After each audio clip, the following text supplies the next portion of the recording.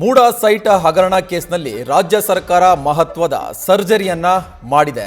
ಮೂಡಾದ ಬದಲಿ ನಿವೇಶನ ಹಂಚಿಕೆಗೆ ಸಂಬಂಧಪಟ್ಟಂತೆ ಸರ್ಕಾರ ಈಗ ಕಠಿಣ ಕ್ರಮವನ್ನ ಕೈಗೊಂಡಿದೆ. ಮೂಡಾದಿಂದ ನೀಡಲಾಗಿದ್ದ 1100 ಬದಲಿ ನಿವೇಶನ ಹಂಚಿಕೆಯನ್ನ ರದ್ದುಗೊಳಿಸಲಾಗಿದೆ. 1100 ಬದಲಿ ನಿವೇಶನಗಳ ಹಂಚಿಕೆಯನ್ನ ರದ್ದುಪಡಿಸಿ ಸರ್ಕಾರ ಆದೇಶವನ್ನ ಹೊರಡಿಸಿದೆ. ಸುಮಾರು 2,000 ಕೋಟಿ ರೂಪಾಯಿ ಮೌಲ್ಯದ ನಿವೇಶನಗಳಿಗೆ ಈಗ ಕುತ್ತು ಎದುರಾಗಿದೆ. ಕ್ರಯಪತ್ರವಾಗದ ಸೈಟ್ಗಳಿಗೆ ಹೊಸ ಕ್ರಯಪತ್ರಗಳನ್ನು ಕೊಡಬಾರದು ಅಂತ ಸೂಚನೆಯನ್ನು ಕೂಡ ಕೊಡಲಾಗಿದೆ. ನಗರಾಭಿವೃದ್ಧಿ ಸಚಿವ ಡಾಕ್ಟರ್ ಯತೀಂದ್ರ ಸಿದ್ದರಾಮಯ್ಯ ಈ ಸೂಚನೆಯನ್ನು ಕೊಟ್ಟಿದ್ದಾರೆ. ಇದೇ ವಿಚಾರಕ್ಕೆ ಸಂಬಂಧಪಟ್ಟಂತೆ ನ್ಯೂಸ್ ಫಸ್ಟ್ ಕೂಡ ಸುದ್ದಿ ಪ್ರಸಾರ ಮಾಡಿತ್ತು. ಇದೀಗ ನ್ಯೂಸ್ ಫಸ್ಟ್ ವರದಿಯ ಬೆನ್ನಲ್ಲೇ ನಗರಾಭಿವೃದ್ಧಿ ಸಚಿವ ಡಾಕ್ಟರ್ ಯತೀಂದ್ರ ಸಿದ್ದರಾಮಯ್ಯ ಖಡಕ್ ಆದೇಶವನ್ನ ತೆಗೆದುಕೊಂಡಿದ್ದಾರೆ. ಮೂಡಾ ಸೈಟ್ ಹಗರಣ ಕೇಸ್ಗೆ ಸಂಬಂಧಪಟ್ಟಂತೆ 1100 ಬದಲಿ ನಿವೇಶನ ಹಂಚಿಕೆಯಲ್ಲಿ ಅಕ್ರಮ ಆಗಿತ್ತು ಎನ್ನುವ ಆರೋಪ ಕೇಳಿ ಬರ್ತಾ ಇತ್ತು. ಸಾಕಷ್ಟು ಚರ್ಚೆಗೆ ಕೂಡ ಗ್ರಾಸವಾಗಿತ್ತು ಈ ವಿಚಾರ. ಇದೇ ವಿಚಾರಕ್ಕೆ ಸಂಬಂಧಪಟ್ಟಂತೆ ಉನ್ನತ ಮಟ್ಟದ ಒಂದು ತಾಂತ್ರಿಕ ಸಮಿತಿಯನ್ನು ಕೂಡ ರಚನೆ ಮಾಡಲಾಗಿತ್ತು. ಇದೀಗ ನಗರಾಭಿವೃದ್ಧಿ ಸಚಿವ ಡಾಕ್ಟರ್ ಯತೀಂದ್ರ ಸಿದ್ದರಾಮಯ್ಯ ಮಹತ್ವದ ಆದೇಶವನ್ನ ಹೊರಡಿಸಿದ್ದಾರೆ.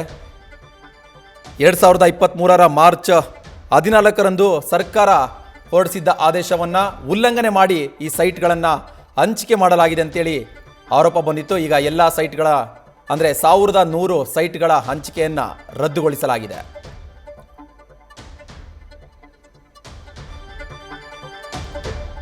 ಇದೇ ವಿಚಾರಕ್ಕೆ ಸಂಬಂಧಪಟ್ಟಂತೆ ಹೆಚ್ಚಿನ ಮಾಹಿತಿಯನ್ನು ಕೊಡ್ತಾರೆ ನಮ್ಮ ಪ್ರತಿನಿಧಿ ರವಿ ಪಾಂಡವಪುರ ನೇರ ಸಂಪರ್ಕದಲ್ಲಿ ಜಾಯಿನ್ ಆಗ್ತಾ ಇದ್ದಾರೆ. ರವಿ, ಈಗ 2023ರಲ್ಲಿ ಸರ್ಕಾರದ ಒಂದು ಆದೇಶವನ್ನ ಉಲ್ಲಂಘನೆ ಮಾಡಿ 1100 ಸೈಟ್ಗಳನ್ನು ಹಂಚಿಕೆ ಮಾಡಲಾಗಿತ್ತು. ಸಾಕಷ್ಟು ಚರ್ಚೆಗಳು ಕೂಡ ಆಗಿತ್ತು. ನ್ಯೂಸ್ ಫಸ್ಟ್ ಕೂಡ ವರದಿ ಬಿತ್ತರಿಸಿತ್ತು. ಇದೀಗ ಈ ಆದೇಶವನ್ನ ರದ್ದುಗೊಳಿಸಿದೆ. ಏನಿದೆ ಹೆಚ್ಚಿನ ಮಾಹಿತಿ ರವಿ?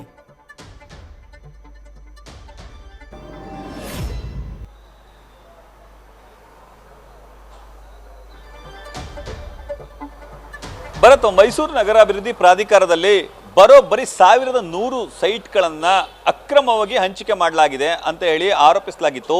ಬರೋಬ್ಬರಿ 2,000 ಕೋಟಿಗೂ ಅಧಿಕ ಮೊತ್ತದ ಈ 1100 ಸೈಟ್ಗಳನ್ನು 50-50 ಅನುಪಾತದಲ್ಲಿ ಕಂಡವರಿಗೆ ಹಂಚಲಾಗಿದೆ ಅಂತ ಹೇಳಿ ಗಂಭೀರ ಆರೋಪ ಮಾಡಲಾಗಿತ್ತು. ಈ ಸಂಬಂಧ ನ್ಯೂಸ್ ಫಸ್ಟ್ ಮೊಟ್ಟ ಮೊದಲ ಬಾರಿಗೆ ದನಿಯನ್ನೇ ಎತ್ತುವಂತ ಕೆಲಸಕ್ಕೆ ಮುಂದಾಗಿತ್ತು. ಕಳೆದ 2 ವರ್ಷಗಳಿಂದ ನಿರಂತರವಾಗಿ ವರದಿಗಳನ್ನು ಬಿತ್ತರ ಮಾಡಿತ್ತು. ಇದಕ್ಕೆ ಸಂಬಂಧಪಟ್ಟಂತೆ ಸಾಮಾಜಿಕ ಕಾರ್ಯಕರ್ತರು ಆದಿಯಾಗಿ, ವಕೀಲರ ಆದಿಯಾಗಿ ಎಲ್ಲರೂ ಕೂಡ ಹೋರಾಟಕ್ಕೆ ಧುಮುಕಿದ್ರು. ಇಡಿ, ಲೋಕಾಯುಕ್ತ ಸೇರಿದಂತೆ ಪೊಲೀಸ್ ಠಾಣೆಗಳಲ್ಲಿ ದೂರು ಕೂಡ ದಾಖಲಾಗಿದ್ವು. ಇನ್ನುಳಿದಂತೆ ಇದೇ ವಿಚಾರಕ್ಕೆ ಸಂಬಂಧಪಟ್ಟಂತೆ ಮಾಜಿ ಮುಖ್ಯಮಂತ್ರಿ ಸಿದ್ದರಾಮಯ್ಯ ಅವರು ತಮ್ಮ 14 ಸೈಟ್ಗಳನ್ನು ಹಿಂದಿರುಗಿಸುವಂತ ಕೆಲಸಕ್ಕೆ ಮುಂದಾಗಿದ್ರು. ಇವತ್ತು ಮಹತ್ತರವಾದ ಆದೇಶವನ್ನ ಹೊರಹಾಕಲಾಗಿದೆ. ಬರೋಬ್ಬರಿ 1100 ಸೈಟ್ಗಳನ್ನು ರಾಜ್ಯ ಸರ್ಕಾರ ರದ್ದು ಮಾಡುವಂತ ಕೆಲಸಕ್ಕೆ ಮುಂದಾಗಿದೆ. ಕೇವಲ ರದ್ದು ಮಾಡೋದಷ್ಟೇ ಅಲ್ಲದಂತೆ ಈ ಸೈಟ್ಗಳ ಮೇಲೆ ಬಿಗಿ ಹಿಡಿತವನ್ನು ಕೂಡ ಸಾಧಿಸುವಂತ ಕೆಲಸಕ್ಕೆ ಮುಂದಾಗಿದೆ.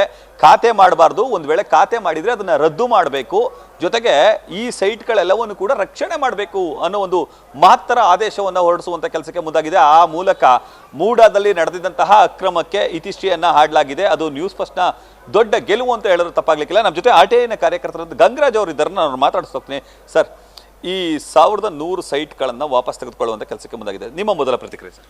ಸರ್, ಈ ಒಂದು ವಿಷಯಕ್ಕೆ ಸಂಬಂಧಪಟ್ಟೆ ಈಗಾಗಲೇ ನ್ಯೂಸ್ ಫಸ್ಟು ಪ್ರಪ್ರಥಮವಾಗಿ ವರದಿ ಮಾಡಿತ್ತು. ಮೊದಲನೆಯಾಗಿ ನಾನು ನ್ಯೂಸ್ ಫಸ್ಟು ಸುದ್ದಿವಾಹಿನಿಗೆ ನನ್ನ ಧನ್ಯವಾದಗಳನ್ನು ಅರ್ಪಿಸ್ತೀನಿ.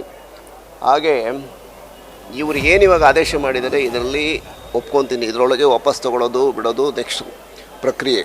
ಇದನ್ನು ತಗೋಬೇಕು ಅಂದ್ರೂ ಇವಾಗ ಇಂಡಿವಿಜುವಲ್ ಆಗಿ ಪ್ರತಿಯೊಂದನ್ನು ನ್ಯಾಯಾಲಯದಲ್ಲಿ ದಾವೆ ಹಾಕಿ ಸಿವಿಲ್ ದಾವೆ ಹಾಕಬೇಕು. ಪ್ರತಿಯೊಂದು ನಿವೇಶನಕ್ಕೂ ದಾವೆ ಹಾಕಿ ಹೈಕೋರ್ಟಲ್ಲೇ ದಾವಾ ಫೈಲ್ ಮಾಡಿದ ಮೇಲೆ ಆ ದಾವಾ ಇತ್ಯರ್ಥ ಆಗೋವರೆಗೂ ಇವರು ವಾಪಸ್ ತೊಗೊಳಕ್ಕಾಗಲ್ಲ.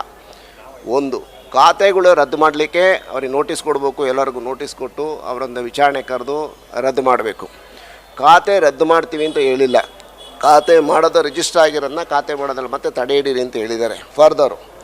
ಅದಾದಮೇಲೆ ಸರಿ ಆಯಿತು, ಇದೆಲ್ಲ ಆಯಿತು. ಇಡಿ ಎನ್ಕ್ವೈರಿ ಸ್ಟಾರ್ಟ್ ಆಯಿತು, ಲೋಕಾಯುಕ್ತ ಎನ್ಕ್ವೈರಿ ಸ್ಟಾರ್ಟ್ ಆಯಿತು, ಮತ್ತು ಇಲ್ಲಿ ದೇಸಾಯಿಯವರು ವರದಿ ಅದೂ ಒಂದು ಎನ್ಕ್ವೈರಿ ಸ್ಟಾರ್ಟ್ ಆಯಿತು.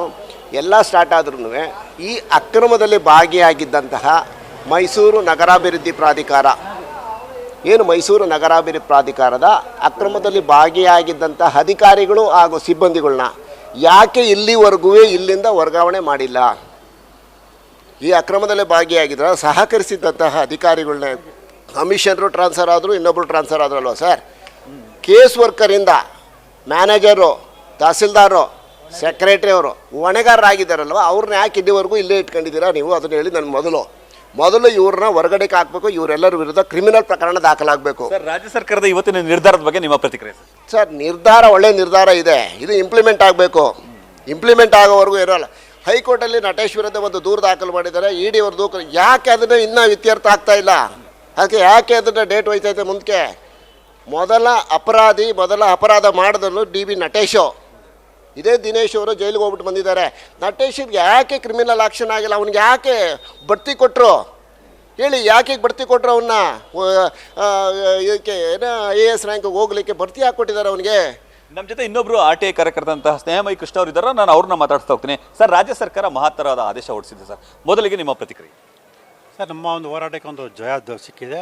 ಮತ್ತು ಈಗಾಗಲೇ ಹೇಳಿದಾಗೆ ಬರೀ ನಿವೇಶನ ವಾಪಸ್ ಕೊಡಿಸೋದು ಅಷ್ಟೇ ಅಲ್ಲ, ಅಕ್ರಮ ನಿವೇಶನ ಪಡೆದಂತಹ ಮತ್ತು ಹಂಚಿಕೆ ಮಾಡಿದಂಥ ಪ್ರತಿಯೊಬ್ಬರು ಕೂಡ ಶಿಕ್ಷೆ ಕೊಡಿಸುವಂಥ ಕೆಲಸಗಳು ಮಾಡಬೇಕಾಗಿದೆ. ಆ ಕೆಲಸವನ್ನು ನಾವು ಮುಂದುವರ್ಸ್ಕೊಂಡು ಹೋಗ್ತೀವಿ. ಮತ್ತು ಈಗ 1100 ನಿವೇಶನಗಳಷ್ಟೇ ಆದೇಶ ಆಗಿದೆ ಅನ್ನೋದಲ್ಲ, ಯಾಕಂದರೆ ಅದರಲ್ಲಿ ಆದೇಶದಲ್ಲಿ ಸ್ಪಷ್ಟವಾಗಿ ಇಷ್ಟೇ ನಿವೇಶನ ಅಂತಿಲ್ಲ. ಸೊ ಅಕ್ರಮವಾಗಿ ಹಂಚಿಕೆ ಮಾಡಿದಂಥ ಪ್ರತಿಯೊಂದು ನಿವೇಶನ ವಾಪಸ್ ಕೊಡಬೇಕು ಅಂತಿದೆ. ಸೊ ಈಗ ಲಭ್ಯವಿರೋ ದಾಖಲಾತಿಗಳ ಪ್ರಕಾರ 1100 ನಿವೇಶನ ಅಂತಿದೆ. ಸೊ ಮುಂದಿನ ವೇಳೆ ಮತ್ತಷ್ಟು ನಿವೇಶನಗಳು ಸೇರ್ಪಡೆಯಾಗೋದ ಸಾಧ್ಯತೆ ಖಂಡಿತ ಇದೆ ಸರ್. ಈಗ ಮೊಟ್ಟ ಮೊದಲವರೆಗೆ ನ್ಯೂಸ್ ಫಸ್ಟ್ ವರದಿ ಬಿತ್ತರ ಮಾಡಿತ್ತು ಸರ್. ಕಳೆದ 2 ವರ್ಷಗಳಿಂದ ನಿರಂತರವಾಗಿ ಹೋರಾಟ ಮಾಡ್ತಾನೆ ಬರ್ತಿದೆ. ನೀವು ಕೂಡ ಪೊಲೀಸ್ ಸ್ಟೇಷನ್ನು, ಕೋರ್ಟು, ಲೋಕಾಯುಕ್ತ, ಹೀಗೆ ED ಸೇರಿದಂತೆ ಹಲವು ಕಡೆಗಳು ದೂರು ಸಲ್ಲಿಸಿದ್ರಿ. ಈ ಹಂತಕ್ಕೆ ನಿರಾಳ ಅನ್ನಿಸ್ತಿದೆ ಸರ್? ಖಂಡಿತ ಇಲ್ಲ ಸರ್. ಈಗಾಗಲೇ ಹೇಳಿದ್ನಲ್ಲ, ಬರೀ ನಿವೇಶನ ವಾಪಸ್ ಕೊಡಿಸೋದಷ್ಟೇ ಅಲ್ಲ, ಇನ್ನೂ ನಿವೇಶನ ಅಕ್ರಮವಾಗಿ ಕೊಟ್ಟಿರ್ತಕ್ಕಂಥ ಮತ್ತು ಪಡೆದಿರ್ತಕ್ಕಂಥ ಪ್ರತಿಯೊಬ್ಬರು ಕೂಡ ಶಿಕ್ಷೆ ಕೊಡಿಸೋ ಕೆಲಸ ಆಗಬೇಕು. ಆ ಕೆಲಸವನ್ನು ಮುಂದುವರ್ಸೋಕೆ ಇದೊಂದು ಪರೋಕ್ಷವಾಗಿ ಒಂದು ಬೆಂಬಲ ಅಂತ ಹೇಳ್ಬೋದು ಸರ್. ನಮ್ಮ ಜೊತೆ ಮೂಡಾದ ಹೋರಾಟಗಾರರಂತಹ ವಕೀಲ ವಿ ರವಿಕುಮಾರ್ ಇದ್ದಾರೆ, ಅವ್ರನ್ನ ಮಾತಾಡಿಸ್ತಾ ಹೋಗ್ತೀನಿ. ಸರ್, ಮೊದಲಿಗೆ ಸರ್, ಈಗ 1100 ನಿವೇಶನಗಳನ್ನು ರದ್ದುಪಡಿಸುವಂಥ ಕೆಲಸಕ್ಕೆ ಮುಂದಾಗಿದೆ. ನಿಮ್ಮ ಮೊದಲ ಪ್ರತಿಕ್ರಿಯೆ ಸರ್? ನನಗೆ ನಂಬಿಕೆ ಆಯ್ತಾ ಇಲ್ಲ. ಇದೊಂಥರ ಅವರು ಸರ್ಕಾರದವ್ರು ಅವರೇ ಡೆತ್ ನೋಟ್ ಬರ್ಕೊಂಡಂಗೆ ಆಗೈತೆ. ತುಂಬ ಒಳ್ಳೆ ನಿರ್ಧಾರ ಸರ್. ಏನು 1100 ಸೈಟ್ಗಳದ್ದು ಸುಮಾರು 2,000 ಕೋಟಿಗೂ ಹೆಚ್ಚು ಬೆಲೆ ಬಾಳೋಂಥ ಸೈಟ್ದು ಏನೀಗ ವಶಪಡಿಸ್ಕೊಂಡವ್ರೆ. ಇದು ಒಳ್ಳೆ ನಿರ್ಧಾರ ಸರ್. ಇದು ಏನು ಇವಾಗ ಎಂಟ್ರಿ ಮಾಡ್ರು, ಇದು ಫೈನಲ್ ಆರ್ಡ್ರೂ ಆಗಬೇಕು ಅಂತ ಇದು ಮಾಡ್ತೀನಿ ಸರ್. ಮತ್ತು ನಿರ್ಗತಿಕರು ಯಾರವ್ರೆ, ನಿವೇಶನ ವಂಚಿತರು, ಅವ್ರಿಗೆ ಇಂಥ ಸೈಟ್ಗಳನ್ನೆಲ್ಲ ಅಲಾಟ್ ಮಾಡಬೇಕಂತ ಮೊದಲಿನಲ್ಲಿ ಕೂಡ ನ್ಯೂಸ್ ಫಸ್ಟ್ ವರದಿ ಮಾಡ್ತಿತ್ತು ಸರ್. ನಿಮ್ಮ ಪ್ರತಿಕ್ರಿಯೆ ಸರ್? ನ್ಯೂಸ್ ಫಸ್ಟ್ಗೆ ಧನ್ಯವಾದಗಳು ತಿಳಿಸ್ತೀವಿ. ಇಷ್ಟು ಸೈಟ್ ಹಿಂಪಡೆಯೋದಕ್ಕೆ, ಈ ವಿಕ್ಟ್ರಿ ಸಾಧಿಸೋದಕ್ಕೆ ನೀವು ಹಾಕಿರೋಂಥ ಪ್ರೆಷರು, ನೀವು ಮೂಡಿಸಿರೋಂಥ ಜಾಗೃತಿನೇ ಕಾರಣ ಅಂತ ಹೇಳ್ತೀವಿ. ಸಾಕಷ್ಟು ಹೋರಾಟ ಮಾಡಿದ್ರಿ ಸರ್ ನೀವು ಕೂಡ, ಲೋಕಾಯುಕ್ತ, ED ಸೇರಿದಂತೆ ಹಲವು ಕಡೆಗಳಲ್ಲಿ. ಸೆಷನಲ್ಲಿ ಕೂಡ ಚರ್ಚಾಗಿತ್ತು, ವಿಧಾನಸೌಧದಲ್ಲಿ ಮತ್ತು ಲೋಕಸಭೆಯಲ್ಲಿ ಕೂಡ ಚರ್ಚಾಗಿತ್ತು, ದೆಹಲಿಯಲ್ಲೂ ಕೂಡ.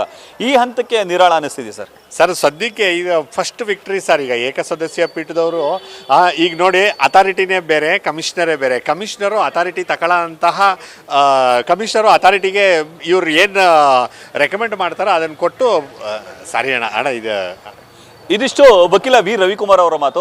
ರವಿಕುಮಾರ್ ಅವರು ಹೇಳೋದೇನಂತ ಅಂದರೆ, ಸದ್ಯಕ್ಕೆ ಈಗ ಮೂಡ ಹಗರಣಕ್ಕೆ ಸಂಬಂಧಪಟ್ಟಂತೆ 1100 ಸೈಟ್ಗಳನ್ನು ವಾಪಸ್ ತೆಗೆದುಕೊಳ್ಳುವಂಥ ಸರ್ಕಾರಕ್ಕೆ ರಾಜ್ಯ ಸರ್ಕಾರ ಮುಂದಾಗಿದೆ.